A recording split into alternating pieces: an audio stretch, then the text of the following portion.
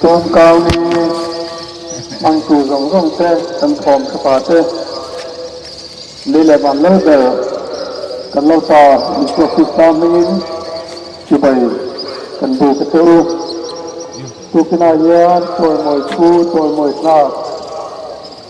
lali ko fi ta toy moi turin undang atuan lo pangti te te pu takin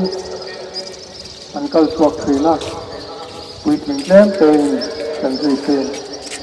Tu kinaro tuan apuya noi atarazurin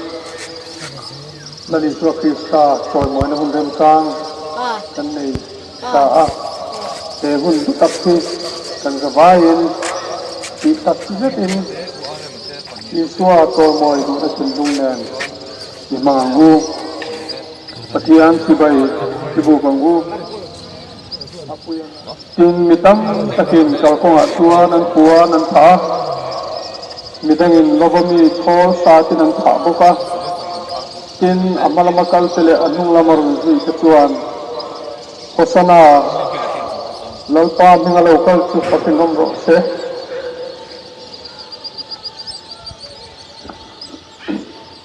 ramlo thang chu kan pa davidar mi chu toy moi nam ro se Tunung berakhir hosana tin an ava atau tiang linggan siasal pankan latan mal mensom sakose itong kayu lalpa hmang itu tu kena nang manhun kha min tera ramina ala ton ngai lo tumkau nia tum tinte apuya noya tarazur lau pangko ko na ropui tin zong song tene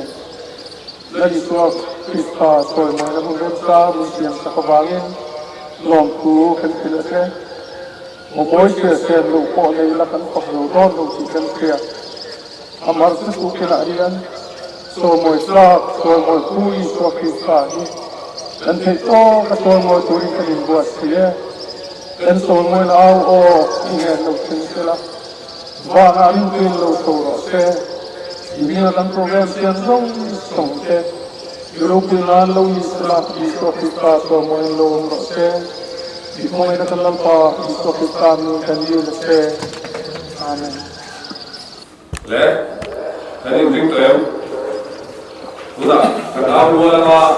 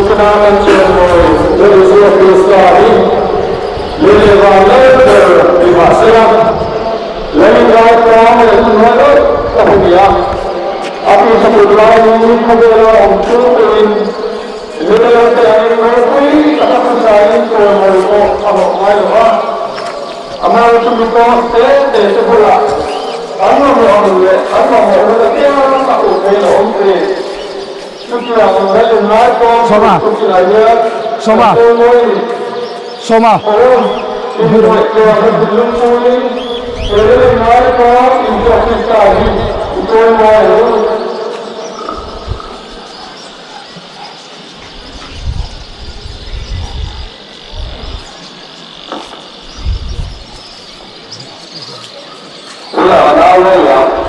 apa ini awal itu nih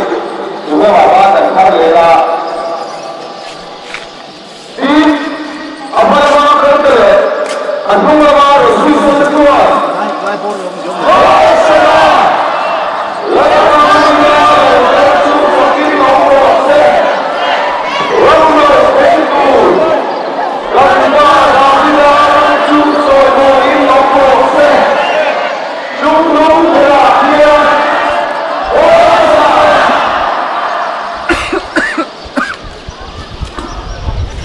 ตัวนี้อะไรข้าวแต่ละเอาที่จะเชื่อ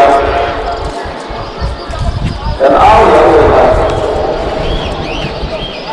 ini apa kata agama baru itu kedua Lalpa mengalami kasus kakilan proses Lalpa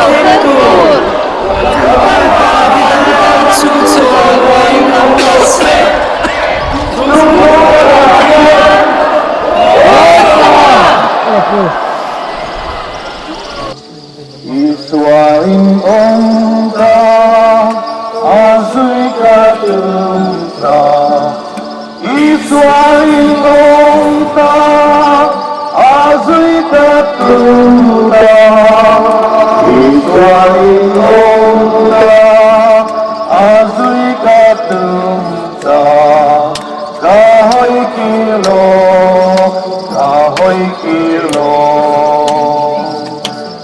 Malam makro Tanung lam kohe Malam makro Tanung lam kohe Malam makro Tanung lam kohe Kahoy kilo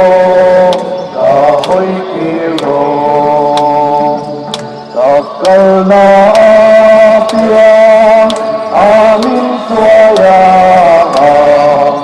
Karena tiang amin sayang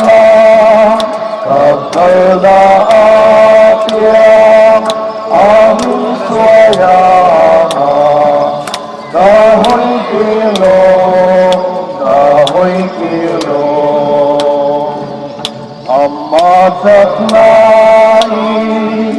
kakal zelana Amasak nai kakal zelana Amasak nai kakal zelana Panin tengi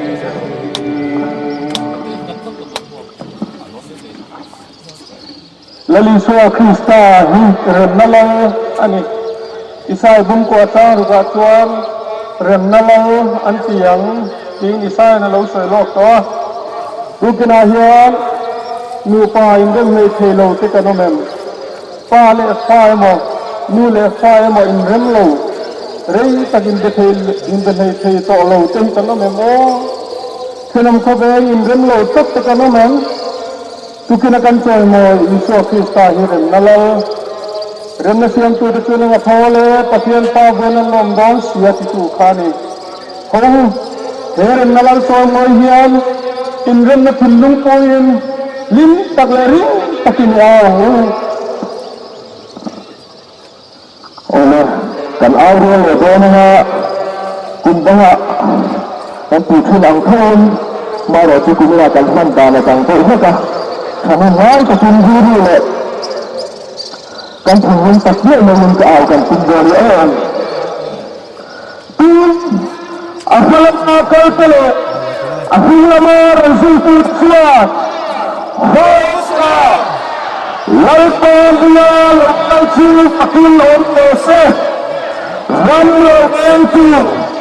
kanta sabidaran ciri pakil ontose. Sumpung terakhir Khatla kenal lehal ho asalama terkele ahulama rasul tuan hosina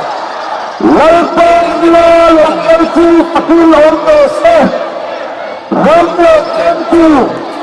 kalpa bapdaram tu chomolil ordo se sumu terapian hosna khobel hian lal ani emo nimal misil thil thei choi moi pak azung don ani point choi moi pu ber chu kan lali so Krista ti ani kan lali so hi pak le choi moi pu ber ani a lo ber lukum la so ke lal gari suwa Krista hi phak le choi moi na hanin ikhum ti rang no phong lê tập lê u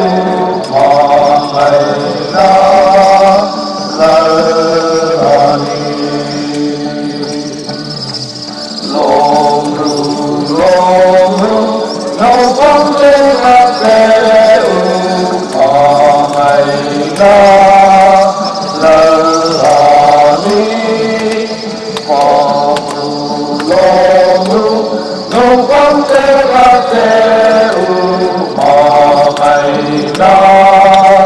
la ni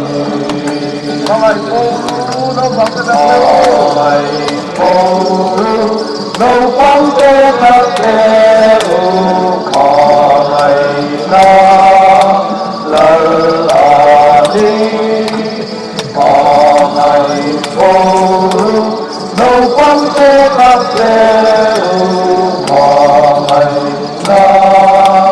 la ni lan kum tiru no phong lê tập lê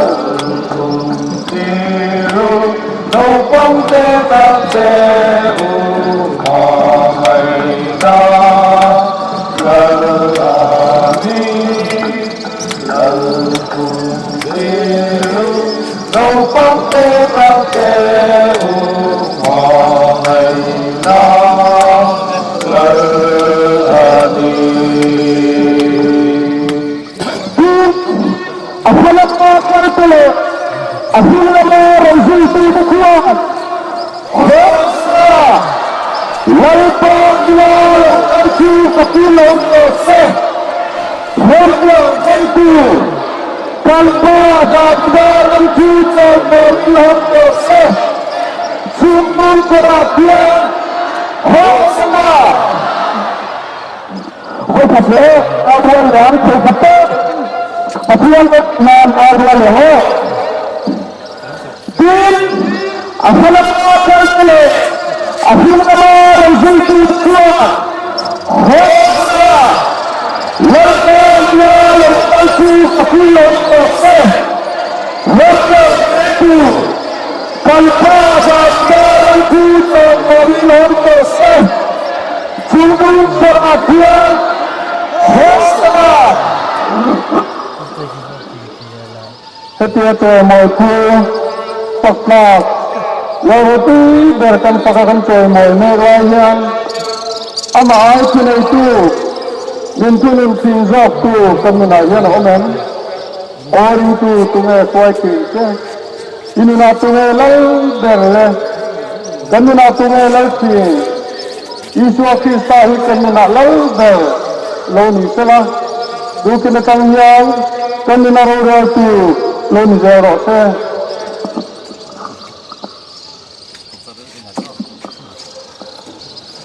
tin abang kau tele abang orang itu ketua sana lalpa hina laukal tu pakin nomor se lamlo pentu kanpa dahidalam tu semoin nomor se Jumlah berakhir hosna. Arung setokut mai. Arung asal banget perdon itu lah. Tin, abang kau tele, abang orang itu ketua. Hosna, lalpa minalo kau pakai nomor se, lalu pentu. Kalpa dahidalam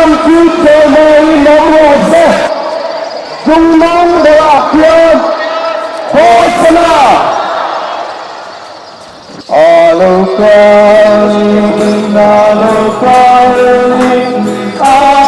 lung môi lo lung môi sông sông lung ban tam te amai aṭang hana ai si te amin alam kum ti moi ropui takin ang enam alam kum aṭang alo thawm alo thawm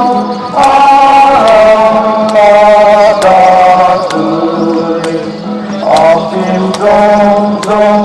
aem dong dong, amanai aṭang. Mana aem si te amin, alam hukum ti moi, ropui taki ang enam, alam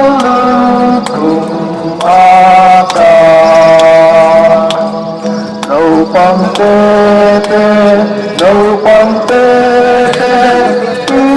doa ma ngày trừ tê. Đường lung môi măng, âm sư an đi, am ngày aṭang. Mana ai si te amin, alam moi ropui taki ang enam alam aṭang.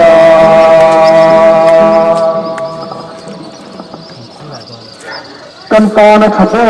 te pe le du tu Isu Krista hian kan ni na lai na chana du ani tu kana hian kan kun nang le de mi tu ring hun kan tian thlen le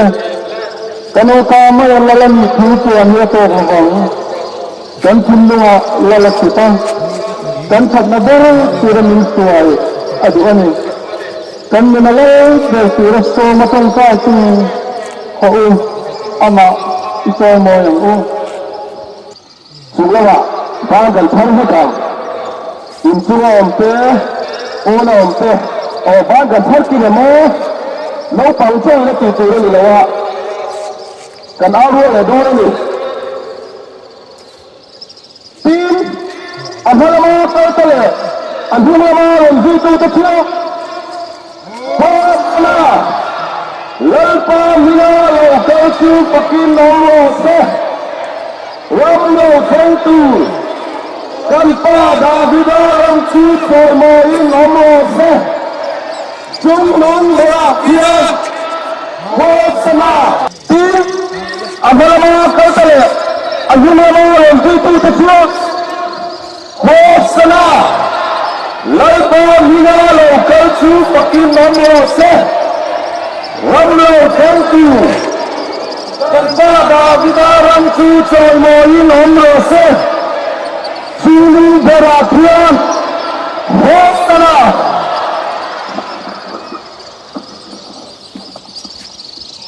Tukenakan phak le choy moi la ni so Krista hi Tumkau ni cho le Tumkau ni cho choy moi tu ra ni mai lo ba cha to choy moi tu ra ni amoi che se le to nei la kan phak to le tu ni la ni zia tuang ga ze len ni tin zan tin ala me hi ipuang ze lang o Asalama kaltele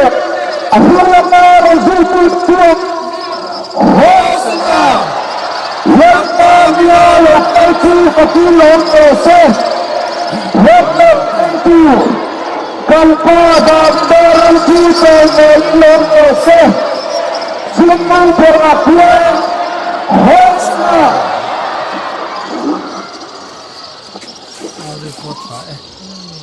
tuna au tidang do kan au le tunga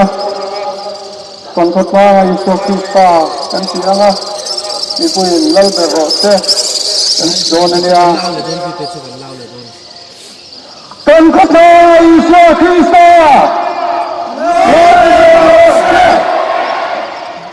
kan khatla Isa Krista Mizoram Isa Krista Mizoram Isa Krista Thawm Isa Krista ṭhenawm Isa Krista ṭhenawm Isa Krista Tuhan haleluya amen tinggal lu tontonnya Isa Krista hilang malam dari amen Isa Krista hilang malam dari amen Isa Krista hilang malam dari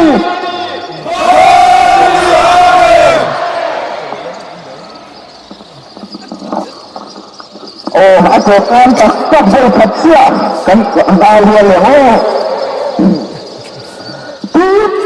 apa nama terkele apa nama rezeki semua Lalpa Lalpa walau kartu vakil हमने से Lalpa kartu tanpa badan ku हमने से cuma berakhir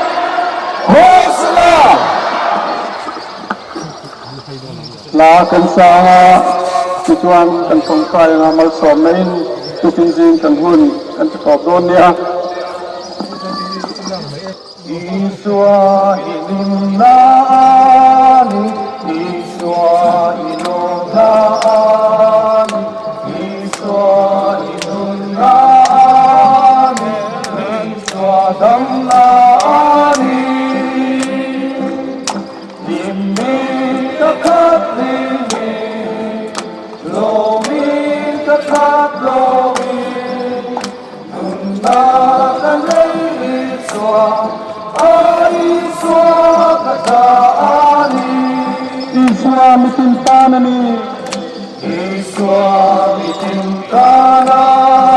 Adua tiang tetanso, tiang tetanso, amatu tante, kan sandam nani kamani, isakat lini, lomi isakat lomi, nunda kalai iswa, aiswa katani. Yang himmale felate ama aṭang himmale felate ama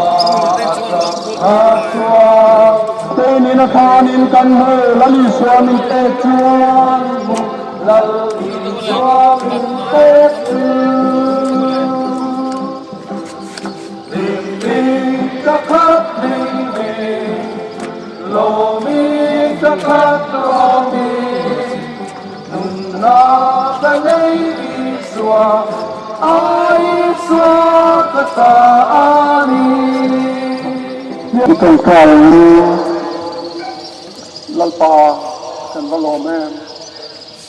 do mo sak pathian kan ni kan loma inen alom tu kan tilate kan mo motin re binte a kan thana tureng ki makan tu rorel tu pathian en tin ti kan ni chahi kan loma inen alom tu kan tilate pathian khamuan na riru re renga thia sen lo khan in thin dung nei ngai tua na te tu Krista Iswa tuan ren sak sela pale papale harau tiang lim pathian en tim here ven na om pui le ke soi na dom sak chu satua ni zan hen alom jong se amen